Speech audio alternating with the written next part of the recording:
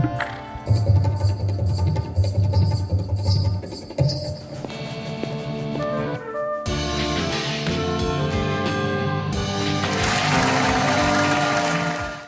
वालेकुम and welcome to new episode of journey with जन्नत।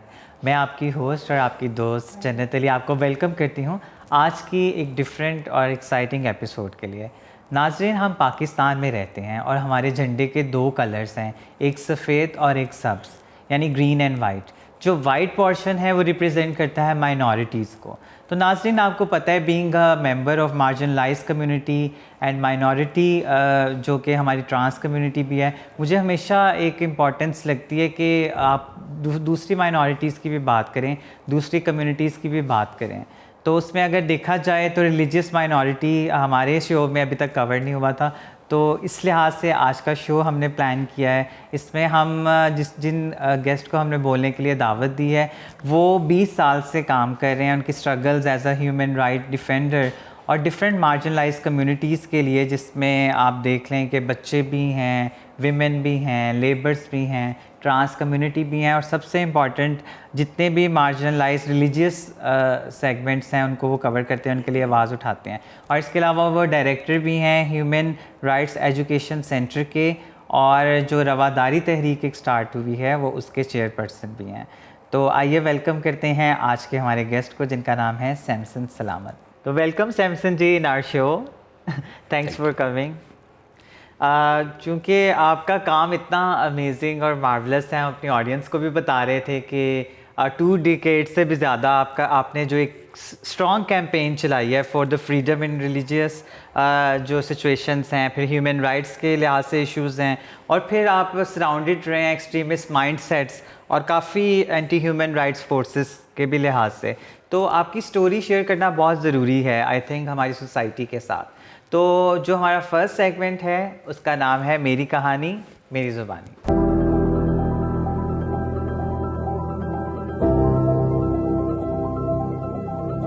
तो मेरी कहानी मेरी ज़ुबानी में मतलब हम चाहेंगे लोगों को कि आपके एक्सपीरियंस आप ही के ज़ुबानी सुने। तो उसको मैंने थोड़ा सा आपका, जब हम कंटेंट डिज़ाइन कर रहे थे, आपका सारा जर्नी, क्योंकि आप हमारे बहुत अच्छे फ्रेंड भी हैं, कुछ तो चीज़ें हम जानते हैं, कुछ जो उनसे मालूमात है वो अब आपसे लाइव आपकी ज़ुबानी सुनेंगे। तो आप ये बताइए कि आपको कब लगा कि आपको रियलाइज़ कब हुआ कि ह्यूमन राइट्स एक्टिविस्ट बनना चाहिए लाइफ में? कोई ऐसा इंसिडेंट आया या कुछ ऐसा मोर?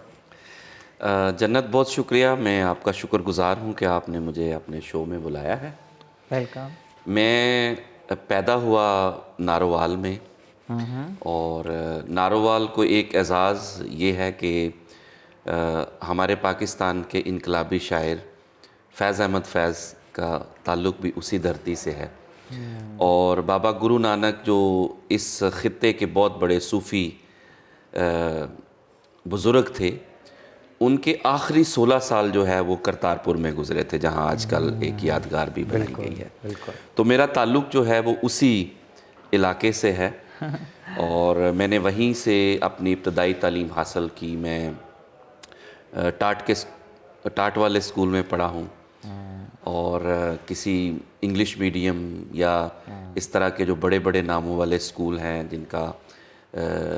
जिनमें पढ़ना जो है वो लोग अपनी शान समझते हैं, वहाँ से मैं नहीं पढ़ा हूँ। तो वहाँ से पढ़ के जो है वो फिर मैंने आहिस्ता आहिस्ता अपनी आला तालीम मुकम्मल की है पाकिस्तान से, और फिर कुछ पाकिस्तान से बाहर। और अभी मैं अपनी मेहनत की बिना पर, मतलब कि आपको लगता था कि किसी ने आपका हाथ पकड़ा और फिर इस ट्रैक पर लेकर आए? मेरा ये ख्याल है कि हमेशा आपकी ज़िंदगी में कोई ना कोई आपका हाथ पकड़ता है। मेरे इस सारी जो जर्नी है तालीम का, उसमें ऑब्वियसली सबसे बड़ा किरदार मेरे माँ बाप का है।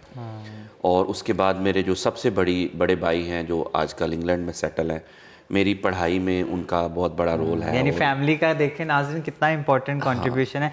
सैमसन जी, आपकी मुझे एक बात बहुत अच्छी लगी, मैं आपकी एक खुशी में, बर्थडे की खुशी में शरीक हुई, और जिस प्यार से आपने एक्नॉलेज किया था एक ख़ास स्पेसिफिक एज पर, कुछ लोग शायद फील करते हैं अपने पेरेंट्स को इंट्रोड्यूस करते हुए या आगे, वो उन्हें लगता है कि नहीं वो मतलब हमारा इस तरह का इवेंट है, फ्रेंड्स ही होने चाहिए, लेकिन आपने जिस तरह से उनको इतनी रिस्पेक्ट दी और एक्नॉलेज करते हैं चीज़ें, तो I think hats off to you.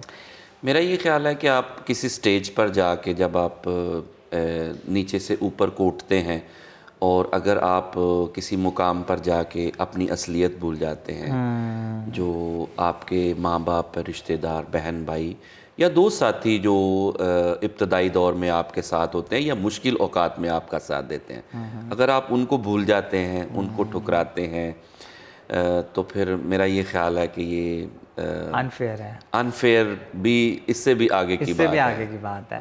लेकिन आपने क्वेश्चन का भी आंसर नहीं किया, आपने कब रियलाइज़ किया? अगर आप हमें जल्दी जल्दी से वो मौका या कुछ इंसिडेंट या कोई ऐसा वाकया बता दें कि आपने रियलाइज़ किया कि मुझे ह्यूमन राइट्स एक्टिविस्ट। देखिए, कुछ लोग वो हैं जिन्होंने दुनिया भर में जो काम करते हैं लेकिन उन्होंने कभी डिस्क्रिमिनेशन देखी नहीं होती, ठीक। खा वो मज़हब की बुनियाद पर हो, वो जिन्स की बुनियाद पर हो, वो समाजी हैसियत की बुनियाद पर हो। चूँकि मैं एक क्रिश्चियन घराने में पैदा हुआ, गांव में पला बड़ा, तो हमने वो जो आप सुनते हैं ना कि जी फ़लाँ को गिलास में पानी पीने की वजह से मारा गया, या उसको ये कहा गया कि तुम्हारा मज़हब जो है वो कमतर है, मेरा मज़हब जो है वो बरतर है, ये सारी चीज़ें मैंने अपने बचपन में फ़ेस की हैं। ओहो। तो जब मैं फेस करता था तो मेरा एक नेचुरल रिएक्शन होता था। अच्छा। और मैं समझता हूँ कि इस तरह की सिचुएशन में जब आप किसी किस्म की डिस्क्रिमिनेशन किसी बुनियाद पर या बायसेस फेस कर रहे होते हैं, तो 3 किस्म के रिएक्शंस हो सकते हैं। पहला ये होता है कि आप बदला लेना चाहते हैं। दूसरा ये होता है कि आप खामोश हो जाते हैं, अच्छा जैसी ज़िंदगी Let है, it जैसे be। बहुत सारे लोग हैं वो उसी गुलामी की ज़िंदगी में वो बर्दाश्त करते जाते हैं, लेकिन उससे बाहर आने के लिए कोई जदोजहद नहीं करते। मैंने अपने लिए उसी वक्त जब मैं ये सारा कुछ फेस करता था, तो मैंने अपने लिए ये डिसाइड कर लिया था कि मैं कुछ ऐसा करूँगा ज़िंदगी में जिसमें मैं ना तो बदला लूँगा ना मैं खामोश रहूँगा, लेकिन मैं कोई ऐसी पुरअमन जदोजहद शुरू करूँगा जिसके ज़रिए से मैं इस समाज में जो मुख्तलिफ़ किस्म की तासुबात हैं, इम्तियाजी सलूक हैं, स्टीरियोटाइप्स हैं, किसी को कमतर समझना, किसी को बरतर समझना, मैं इसके खिलाफ जदोजहद करूँगा। तो ये आज जो कुछ मैं पिछले 20 साल से कर रहा हूँ वो उसी सोच का एक नतीजा है। वाह, तो आपको इस सोच ने एक ह्यूमन राइट एक्टिविस्ट बनाया कि आपने उसको पॉजिटिव तरीके से कैसे सॉर्ट आउट करना है इस मैटर को। अगर आपके साथ डिस्क्रिमिनेट होता है या आपको टॉर्चर करते हैं किसी भी लिहाज से, being a religious minority person या बीइंग कोई भी एज ए इंसान भी, अगर आपको और इवन कि आपकी लाइफ के भी इसमें थ्रेड्स एंगेज हैं, है ना, जिस तरह आपने स्टोरी बताई है, बहुत सारे इंसिडेंट हैं और आई think it's a very sensitive topic. लेकिन सबसे अच्छी बात मुझे लगी कि सोच, आप क्या काम करते हैं, क्या बनना चाहते हैं, आपकी नीयत, आपकी सोच बहुत इंपॉर्टेंट रोल प्ले करती है इस चीज़ में। अच्छा, और मुझे ये बताएं कि आधा आंसर तो आपने दे दिया है, आपको क्या लगता है पाकिस्तान में रहते हुए एक क्रिश्चियन और एक मुस्लिम पर्सन के लाइफ में क्या डिफरेंट पर्सपेक्टिव हैं अगर आप दोनों की लाइफ कंपेयर करें तो? देखिए, किसी मुल्क या रियासत के अंदर किसी ख़ास मज़हब के लोगों को बराबर का शहरी ना समझा जाए और दूसरे मज़हब के लोगों को ऊपर समझा जाए, ये एक बहुत बड़ी जो है, बहुत बड़ा फ़र्क है, बुनियादी फ़र्क है। मसलन मेरी जद्दोजहद के अंदर आप गवाह हैं कि पिछले 20 साल के दौरान मैंने अपनी धरती, अपने पाकिस्तान, अपने मुल्क के लिए जो मैं कर सकता था इसको बेहतर करने के लिए, यहाँ जो कमज़ोर लोग हैं, चाहे वो सैनिटरी वर्कर्स हैं, वो ट्रांसजेंडर्स हैं, वो अक़लियतों के लोग हैं, बच्चे हैं, ख़वातीन हैं, सबके हक़ की मैंने बात की है, सब बराबरी के साथ। बराबरी के साथ। तो वो जब बराबरी आपको नहीं मिलती तो यही एक बुनियादी फ़र्क है कि मैं जो मर्ज़ी कर लूँ। मैं एक आला तालीम याफ्ता इंसान हूँ, पाकिस्तान से, बाहर से मैंने तालीम हासिल की है, बाहर पढ़ाता हूँ, बाहर जाता हूँ, पाकिस्तान की नुमाइंदगी करता हूँ, लेकिन मेरे आइन ने मुझे ये कह दिया है कि मैं इस मुल्क का सदर या वज़ीर आज़म नहीं बन सकता। क्यों नहीं बन सकता? ये सबसे बड़ा सवाल है और सबसे बड़ी एक फीलिंग है कि एक ऐसा इंसान जो इस समाज को बेहतर करने के लिए मैंने अपनी ज़िंदगी दी है। I had so many options, मैं आधी दुनिया घूमा हूँ, बिल्कुल, माशाल्लाह, ठीक है, लेकिन मैंने अपना मुल्क नहीं छोड़ा।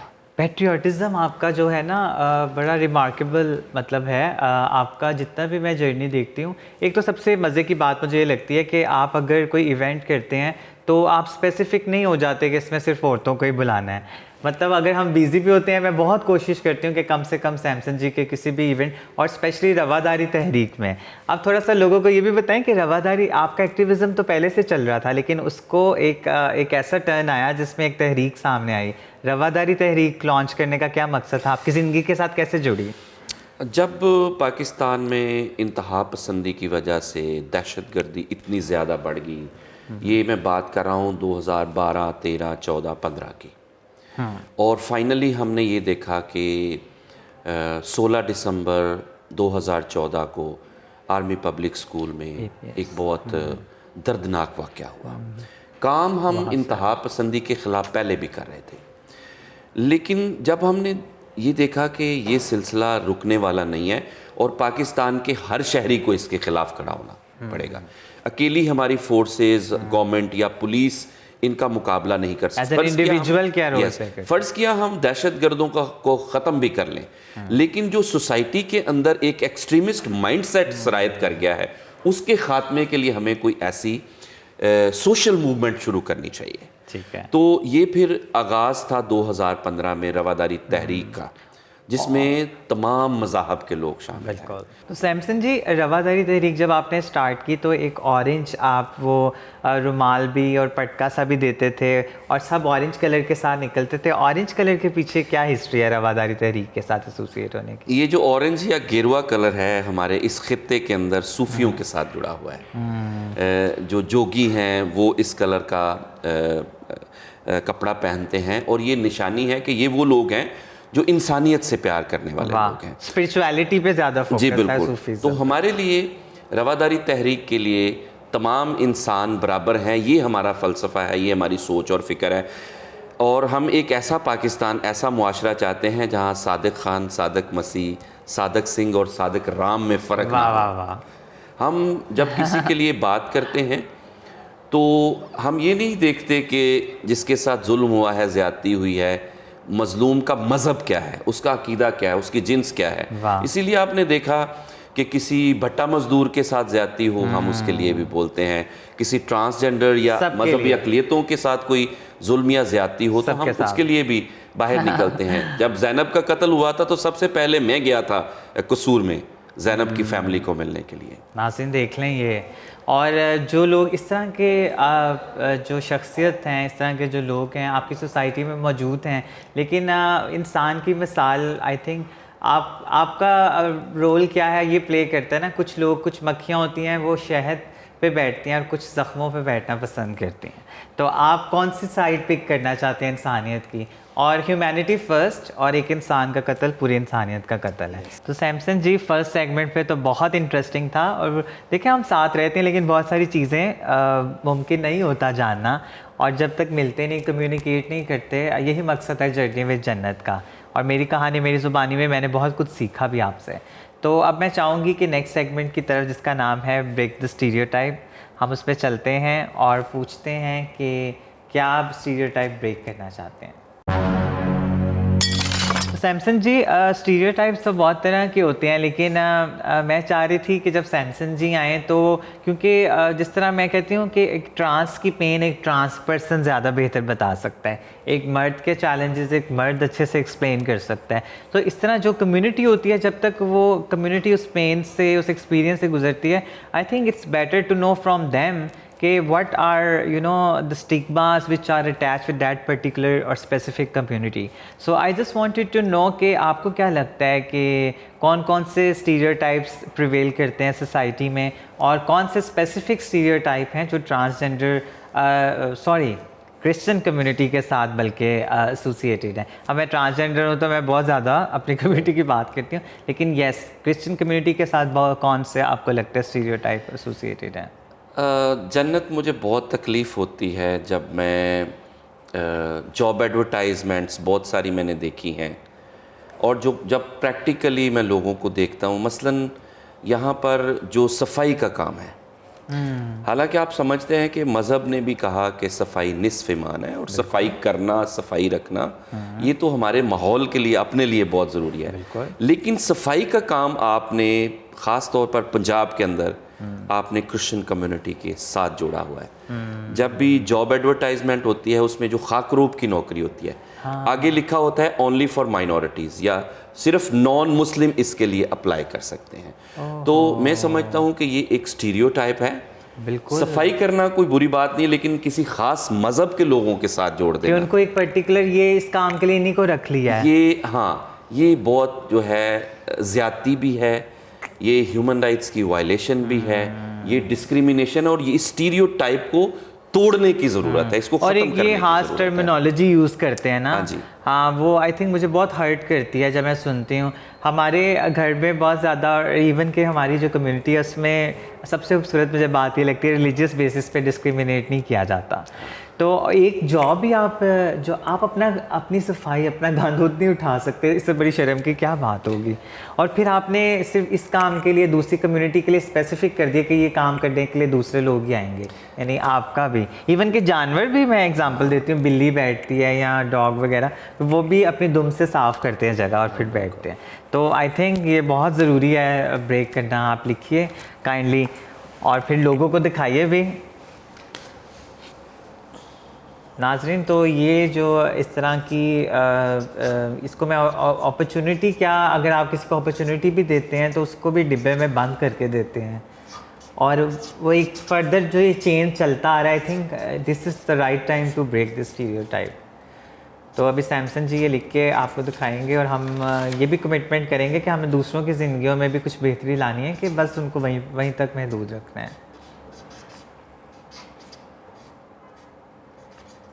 सफाई तो निस्फ़ ईमान है, हर किसी का काम है। देखिए, जिस दिन पाकिस्तान के अंदर ये वाला स्टीरियोटाइप ख़त्म हो गया कि हम ये स्पेसिफिक कर दें कि ये काम जो है ये ट्रांसजेंडर्स का है, ये काम माइनॉरिटीज़ के लोगों का है, हम ये क्यों नहीं कहते कि सब काम हम सब कर सकते हैं। Why discrimination. ज़बरदस्त। और फिर यही नहीं, हम इससे भी अगली हरकत करते हैं। मसलन जो सफाई करने वाला है हम उसको तज़ीक अमेज़ अल्फाज से बुलाते हैं। यहाँ पंजाब के अंदर जो है उसको चूड़ा कह के बुलाया जाता है, सिंध के अंदर उसको भंगी कहकर जो है वो बुलाते हैं। भी टू बी ऑनेस्ट, तो मेरे लिए तकलीफ दे बात है कहना, लेकिन लोगों को पता चलना चाहिए, जो हमारे व्यूअर्स हैं, सुन रहे हैं, कि किस तरीके से इन लोगों के साथ जो है वो तज़ीक़ा में सलूक होता है। तो आज आपके शो में ये स्टीरियोटाइप जो है इसको मैं ब्रेक कर रहा हूँ, इस अहद के साथ कि हम इसके ख़ात्मे के लिए अपनी जदोजहद जारी रखेंगे इंशाल्लाह। तो नाज़रीन, इसी के साथ ख़त्म होता है हमारा सेगमेंट ब्रेक द स्टीरियोटाइप, एक बहुत स्ट्रॉन्ग मैसेज के साथ। तो सैमसन जी, बहुत हमने संजीदा बातें हो गई हैं, थोड़ा सा दुख भी हुआ है। चलें दुख को ज़रा रिमूव करते हैं और चलते हैं अपने नेक्स्ट सेगमेंट की तरफ, जिसका नाम है फ़न टाइम। अच्छा, तो फ़न टाइम में ना एक डिफरेंट ये फ़न बॉक्स पड़ा हुआ है आपके सामने। इसमें से आपने एक कार्ड पिक करना है, उसमें आपका सेगमेंट निकलेगा कि हम फ़न टाइम में कौन सी एक्टिविटी करना चाहते हैं, कौन सा सेगमेंट करना चाहते हैं। तो आर यू रेडी? यस, ठीक है, लेट्स गो देन। इसमें से पिक करें, देखते हैं सैमसन जी का कौन सा निकलता है फ़न सेगमेंट। तो बताइए आपका कौन सा फ़न सेगमेंट निकला है ऑडियंस? मेरा फ़न सेगमेंट निकला है गीत गाता चल।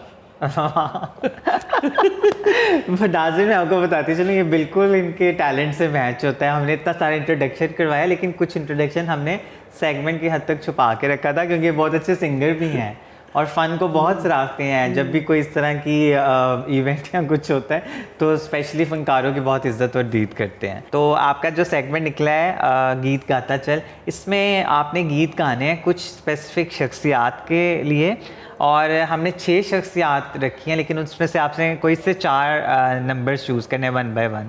तो आप 1 से 6 तक हमें नंबर बताएंगे, मैं उनका नाम बताऊँगी और फिर आप गाना गाएंगे। मैं 1 से शुरू करूँगा। नंबर 1 से? यस। हाँ नाज़रीन, नंबर 1 में ये तो है फ़न सेगमेंट, लेकिन बहुत एक सैड न्यूज़ आई थी। लता जी, जो कि पूरे एशिया की, पूरी दुनिया में जानी मानी आवाज़ और मेलोडी क्वीन वो थी, और नूरजहां जिस तरह हमारी मेलोडी क्वीन है, तो ये भी इंडिया की एक मेलोडी क्वीन के तौर पे ही जानी जाती हैं। और कौन सा ऐसा दिन होगा कि जहाँ इनका सॉन्ग ना सुना जाता हो। तो लता मंगेशकर जी को हम ट्रिब्यूट, बल्कि मैं कहना चाहूँगी कि सैमसन जी की आवाज़ में क्या डेडिकेट करना चाहेंगे? नाम गुम जाएगा,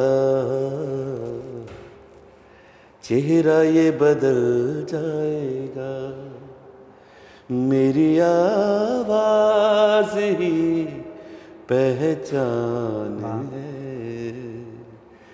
घर याद रहे, नाम गुम जाएगा, चेहरा ये बदल जाएगा। वाह, कितनी खूबसूरत सिलेक्शन। देखिए, लता जी एक ही थी और एक ही रहेंगी। No doubt. उनको आज आपके शो की वसातत से मैं प्रणाम करना चाहता हूँ। जो ज़िंदगी दी है लोगों को उन्होंने, ये ज़िंदगी देना है। बिल्कुल म्यूज़िक और आर्ट असल में लाइफ है, बिल्कुल वो बिल्कुल। उन्होंने दी है, उनका कोई सानी नहीं है।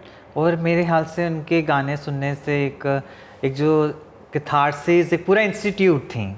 जिस तरह आप नूरजहान, आबदा परवीन जी, ये इस तरह के लेजेंड्स हैं जिनसे सीख के ही आप उस फील्ड में कदम रखते हैं। और ज़िंदगी के साथ, बहुत सी यादों के साथ इनकी गायकी जुड़ी है। तो अब चलते हैं नेक्स्ट नंबर की तरफ। फर्स्ट तो हो गया, नंबर 2 नंबर 2 आप सीक्वेंस से चलते हैं। ये तो शॉर्टकट हो गया। नंबर 2 पे हैं ईदी जी। तुम मुझे यूं बुला न पाओगे, तुम मुझे यूं बुला न पाओगे, जब कभी भी सुनोगे गीत मेरे, संग संग तुम भी गुनगुनाओगे, तुम मुझे यूं बुला न पाओगे, हाँ तुम मुझे यूं। ज़बरदस्त। नाजरीन, ये नेक्स्ट कोक स्टूडियो का सिंगर आ रहा है जी, डायरेक्टर प्रोड्यूसर साहब, ये यहीं पे बैठे हैं, यहीं पे मौजूद हैं, कांटेक्ट कर लीजिएगा।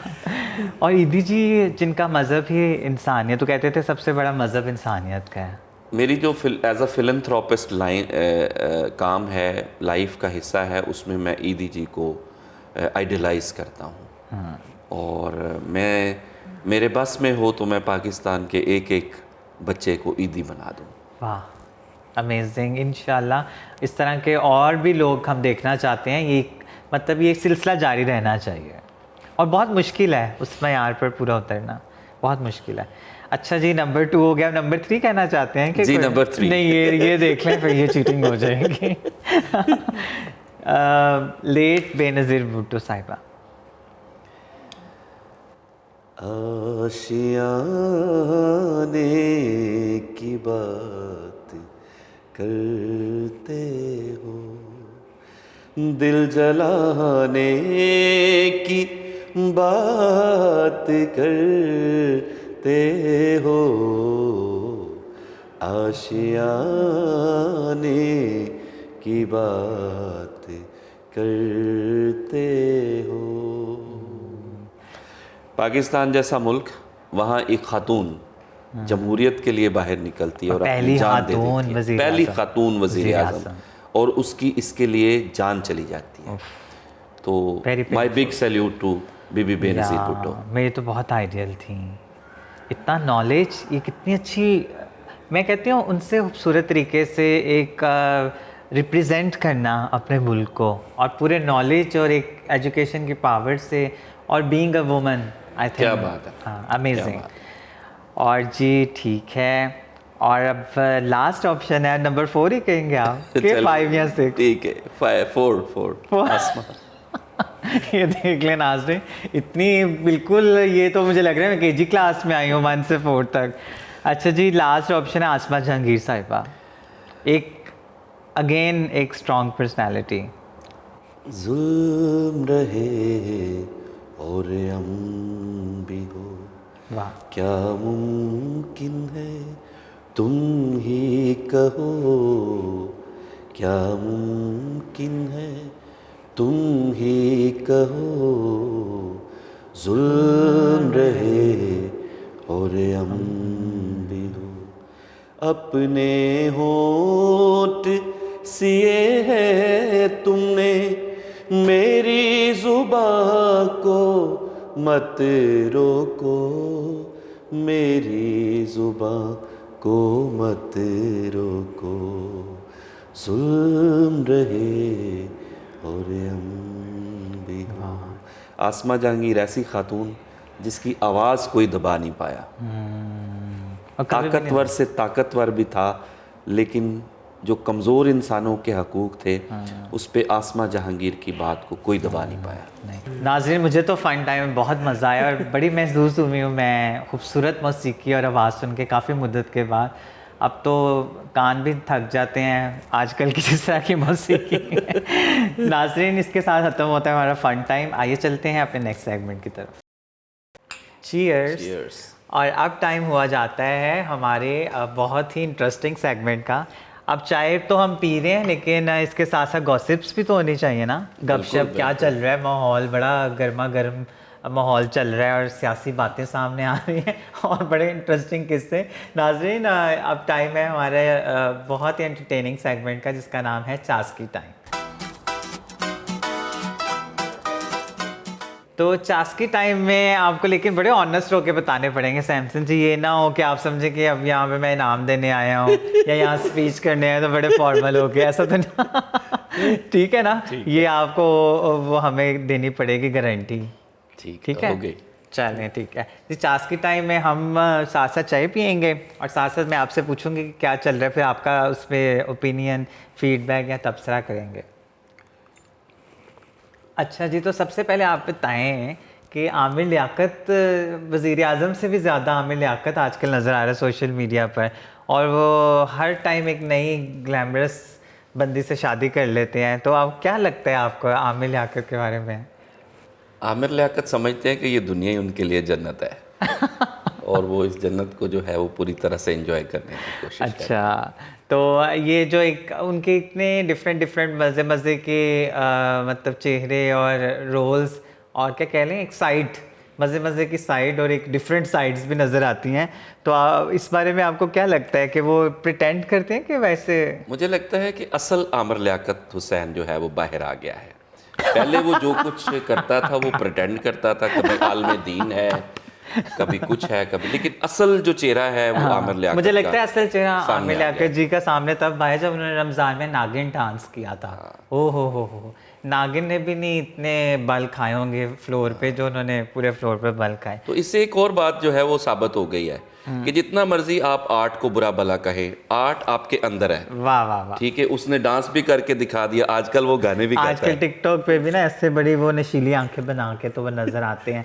तो मैं तो जो बातें कह रहे थे उसके बिल्कुल उलट नजर तो आ रहे हैं। आखिर आहिस्ता आहिस्ता सब हमारी तरफ आ रहे हैं, आर्ट और म्यूजिक की तरफ। ठीक है।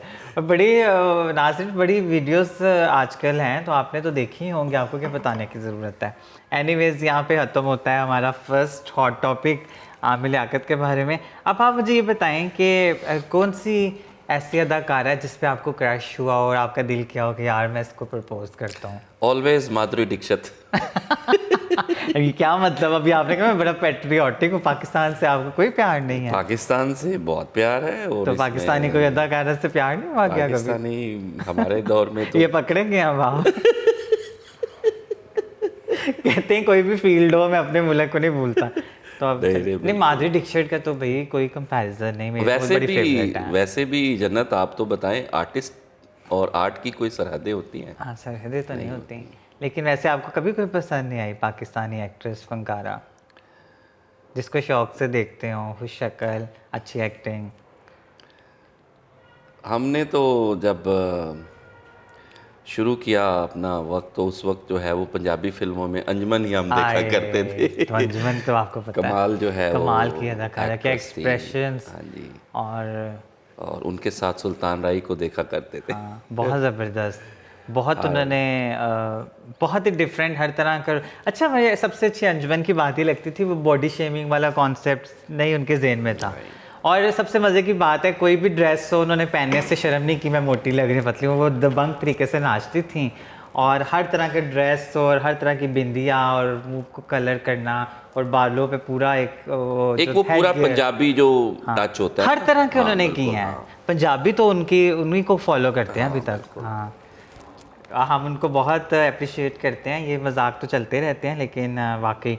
अच्छा आप ये बताएं कि अभी जो आजकल हॉट टॉपिक चल रहा है कि देखें कंदील बलोच की इतनी मूवमेंट चली और देखें भाई जिसने जिसने एफर्ट की वो अब ज़िंदा नहीं है, जिसका कत्ल किया गया वो बंदा बाहर दोबारा से इस माहौल में आज़ाद फिरेगा, तो इस बारे में आपके क्या व्यूज़ हैं? देखिए, ये बहुत ही हमारे लिए लम्हा फ़िक्रिया है, हमारे अदालती निज़ाम पे एक मर्तबा फिर एक स्याह धब्बा आन पड़ा है कि एक लड़की जिसको कत्ल किया गया, पता भी चल गया किसने मारा, लेकिन इसके बावजूद कातिल जो है वो छूट जाता और है आज़ाद घूमेगा। और जन्नत ये पहली मर्तबा नहीं हुआ, इससे पहले भी बहुत दफ़ा हो चुका है कि कातिल जो है वो यहाँ पर छूट लेकिन ये बिल्कुल आप ठीक है ना, लेकिन कुछ लोगों की मूवमेंट बड़ी स्ट्रांग चली है, लेकिन अगर उसका इस तरह का एंड हो जाएगा तो आई थिंक फिर आगे से लोग सोचेंगे कि हाँ भाई कुछ ना कुछ गड़बड़ है। आप मुझे ये बताएं आपकी जो हॉबीज़ हैं उनमें से सबसे फेवरेट हॉबी कौन सी है आपकी? म्यूज़िक, म्यूज़िक गाना बजाना, ये मुझे ज़बरदस्त। माय कोई फेवरेट टीचर हॉबी। भी हैं आपके? किससे मुतासिर हैं सबसे ज़्यादा? मैंने बाकायदा हारमोनियम प्ले करना सीखा है, वाह। गाना सीखा है। मेरे उस्ताद हैं उस्ताद यूनुस खान साहब, मैंने उनसे पूरी तरबियत ली? हाँ जी, मैंने पूरी तो आपके नहीं ली क्योंकि favorite? ये तो समंदर है। इट्स अ समंदर। हाँ, लेकिन हाँ, अपने लिए अपनी एंटरटेनमेंट के लिए जो है वो थोड़ा ये बहुत तो सीखा है मैंने। समंदर है, हाँ जी। कभी ख़त्म नहीं हो सकता।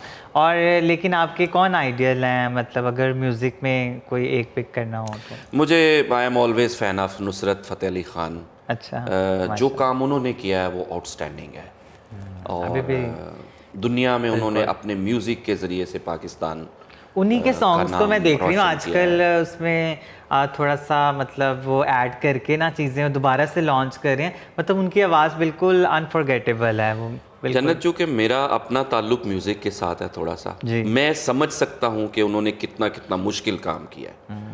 उनकी कंपोजिशन, जब वो गाते थे उसकी अदायगी, और लहरें भी उसमें भी चेंज आ जाती ज़बरदस्त, थी, है ना? इससे बड़ी कोई बात नहीं आई थिंक। ज़बरदस्त। अच्छा, और कौन सा एनिमल है जिसे देख के लगता है कि यार मैं इस एनिमल जैसा हूँ? एनिमल जैसा हो, ये देखिए, ये तो मैंने कभी सोचा ही नहीं है कि किसी यार एनिमल सोचें, जैसा जिस ही तरह हो। मैं देखती हूँ तो मैं मोरनी को देखती हूँ तो मुझे लगता है मैं मोरनी जैसी हूँ। ओह लेकिन मैंने एग्जांपल दे दिया है ताकि वो कुछ लोग कहते हैं यार हमें अब जानवर कह दिया, ये ना सोच लें आप। मुझे लगता है कि अपनी अंदरूनी तबीयत के एतबार से मैं एक चिड़िया सा इंसान हूँ। आए सो चिड़िया स्वीट। का दिल बड़ा नाजुक होता है, तो मैं नाजुक तबीयत का आदमी हूँ। I am a very sensitive and emotional person. जब मैं देखता हूँ कि किसी ट्रांस के साथ ज्यादती हो रही है, किसी सैनिटरी वर्कर्स के साथ, बूढ़े लोगों को जब मैं देखता हूँ ट्रैफिक सिग्नल्स पे भीख बड़ा मांगते तकलीफ हुए, दे होता है। तो मैं मतलब अपने आप को रोक नहीं पाता। तो मुझे लगता है कि चिड़िया जो है वो बहुत एक चिड़िया जैसा दिल है आपका। हाँ, किसी लड़के ने तो नहीं तोड़ा कभी चिड़िया वाला दिल? ऐसा दिल ही नहीं रखते। फिर मजबूत है। नाज़रीन, बड़ा मज़ा आया चास के टाइम में और आपने भी इंजॉय किया होगा। चाय का भी मज़ा आया और बातों का भी। इसके साथ चलते हैं फिर नेक्स्ट सेगमेंट की तरफ। तो दिल की बात में आपके सामने हमारी एक बुकलेट पड़ी हुई है जो कि ये सेगमेंट स्पॉन्सर किया गो ग्रीन वेलफेयर सोसाइटी ने। वो मतलब एक ऐसी सोसाइटी है जो एक दुनिया को मैसेज देना चाहती है इको एक्टिविज़म का, गो ग्रीन का, अपने इन्वायरमेंट से, अपने एनिमल्स, वाइल्ड लाइफ जो उनसे सबसे प्यार करें और सबसे बढ़ के इंसानों से। तो मैं चाहूँगी कि आप जाने से पहले आपके दिल में कोई ऐसी बात जो छुपी हो या दबी हो जो आज आप हमारी ऑडियंस को बताना चाहते हैं, उसके साथ साथ आपका ऑटोग्राफ। मेरा पैगाम है मोहब्बत जहाँ तक पहुँचे, और इस दुनिया में जहाँ नफ़रतें बढ़ रही हैं, प्यार को आगे बढ़ाने की ज़रूरत है। और प्यार जब मैं कहता हूँ तो प्यार अपने माहौलियात से भी, दरख्तों से, पानी से, जानवरों से, परिंदों से, और सबसे बढ़कर इंसानों से है। तो मेरा पैगाम है मोहब्बत जहाँ तक पहुँचे। तो यही मैं पैगाम जो है वो आज आपके लिए लिखना भी चाहता इसको हूँ। अगर आप फोल्ड कर लेंगे तो आप इजीली लिख सकते हैं। Thank you. वेलकम। तो सैमसन जी पैगाम देना चाहते हैं।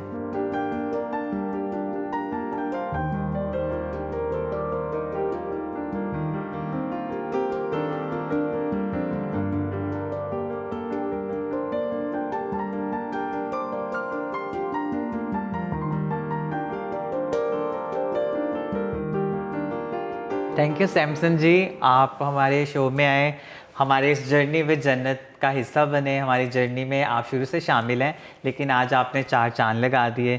आपको कैसा लगे, आप अपना एक्सपीरियंस बताएं। मुझे बहुत मज़ा आया, और आपका शो जो रवायती शो यहाँ पर होते हैं उनमें से बहुत डिफरेंट है, जिसमें हमने कुछ इश्यूज़ पर भी बात की है, मौज़ूआत डिस्कस किए हैं, लेकिन इसके साथ साथ एक ज़बरदस्त एंटरटेनमेंट भी हुई है। तो ये मुझे बहुत अच्छा लगा। इसलिए तो इसको इंफोटेनमेंट शो कहते हैं। Yes. और आई थिंक हर एक कामयाब इंसान के पीछे किसी न किसी का हाथ होता है। हमारे शो के पीछे भी नाज़रीन, हमारे व्यूवर्स और हमारे स्पॉन्सर्स और हमारी टीम का हाथ है। तो हमारे स्पॉन्सर ने आपके लिए गिफ्ट हैम्पर भेजा है, स्वीट मैग्नोलिया ने। तो मैं चाहूँगी आप स्वीट मैग्नोलिया को भी थैंक करें। बहुत शुक्रिया स्वीट मैग्नोलिया इस खूबसूरत गिफ्ट के लिए। शुक्रिया, ये जाएगा आपके साथ इंशाल्लाह। और नाजरीन, इसके साथ साथ हमारे बाकी स्पॉन्सर्स जिसमें दफ्तर खान हैं और इसके अलावा गो ग्रीन वेलफेयर सोसाइटी है, हम सबका थैंक यू करते हैं, और स्पेशली केसरिया का जिसके कपड़े मैंने पहने हुए हैं। तो इसके साथ ही मुझे इजाज़त दीजिए, मिलते हैं नेक्स्ट वीक एक अमेजिंग गेस्ट के साथ। अल्लाह हाफ़िज़।